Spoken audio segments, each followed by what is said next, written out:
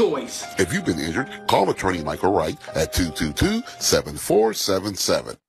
Buying a certified pre-owned Lexus is smart, but we also sell a lot of different makes at a variety of price points. We will take your vehicle in trade or make you an instant cash offer. Blue Book market value or higher. Whatever you choose, you're getting unbeatable Lexus of Dayton customer service. Our Lexus of Dayton L Certified Center is located on Lyons Road, right around the corner from our recently renovated new car facility. Lexus of Dayton, satisfying customers for over 25 years. Up in Foxborough, the Panthers got it done as New England gets kicked to the curb for a second time at home. Down in Tampa, New York City, you got the big-time Blues. The Bucks lost the lead, got it back, and the G-Men fall to 0-4. An L.A. story. Big D, Todd Gurley with a record-setting day. Jared Goff shows Dak who's the man. That's right, the Rams keep on rolling.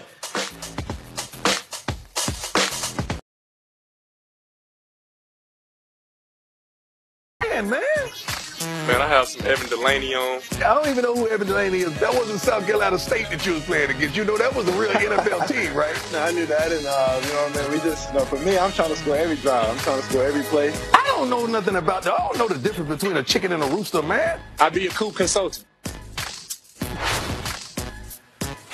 Welcome to Game Day Prime, presented by Amazon Prime. Ro Parrish in the house with us yet another week as I welcome in a pair of Hall of Famers, Deion Sanders. Yeah. LaDainian Tomlinson. I'm Chris Rose. We're back at it. Week 4. Reasons. Zeke.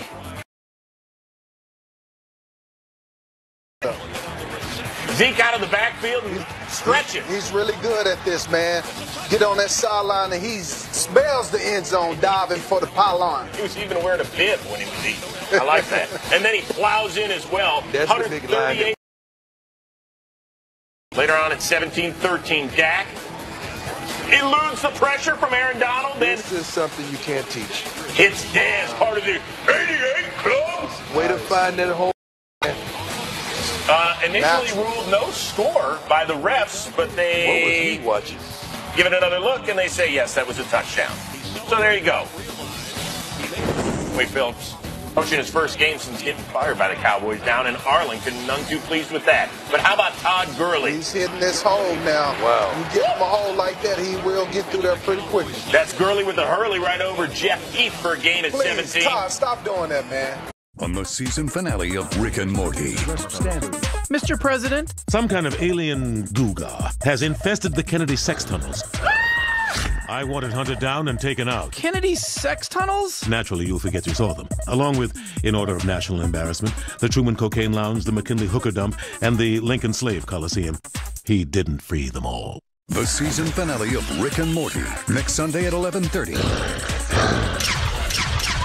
Hi, I'm Eric Voss, and you just watched the preview for the Season 3 finale of Rick and Morty called the Rick-Turian Morty Date. Okay, so let's quickly break this down and make some predictions. First off, let's talk about the title of the episode, the Rick-Turian Morty Date. It's a parody of The Manchurian Candidate, a movie from the 60s and a remake in the 2000s about a communist plot to assassinate a presidential candidate and get an evil brainwashed commie elected instead. This seems like it could come into play in the finale. Rick and Morty again meet the president from the Get Schwifty episode, but I feel like there's more to this story than we're seeing. A lot of other promos this season have been pretty coy, making it seem like the episode will be about something else. For example, the promo for the Ricklantis mix-up showed nothing about the Citadal or Evil Morty. So I think that's what we're looking at this episode. I predict that the president that the episode description promised Rick would meet is actually the newly elected president of the Citadal, Evil Morty, who will have some secret plot against this president, perhaps using this infestation of Googas. I'm not sure why Evil Morty would need to do that. The Citadel of Ricks is way more powerful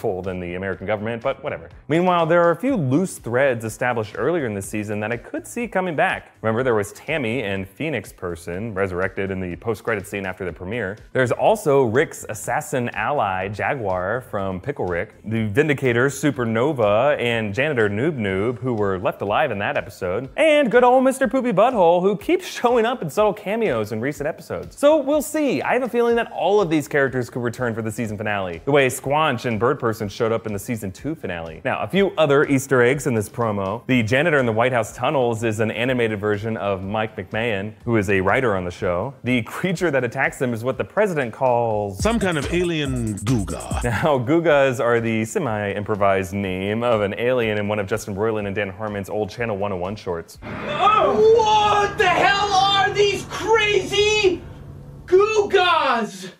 Right? That's what we're gonna call them?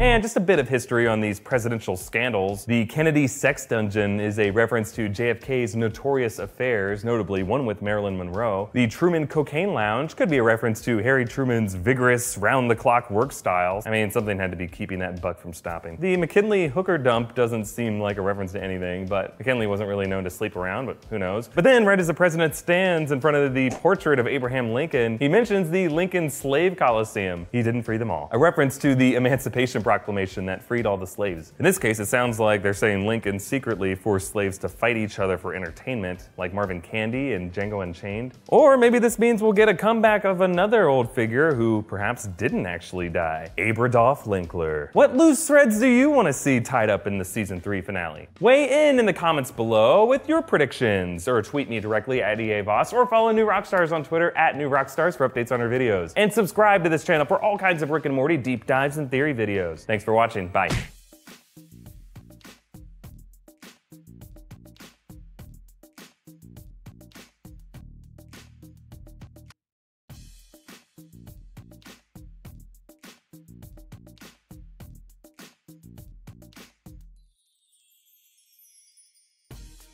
On the season finale of Rick and Morty.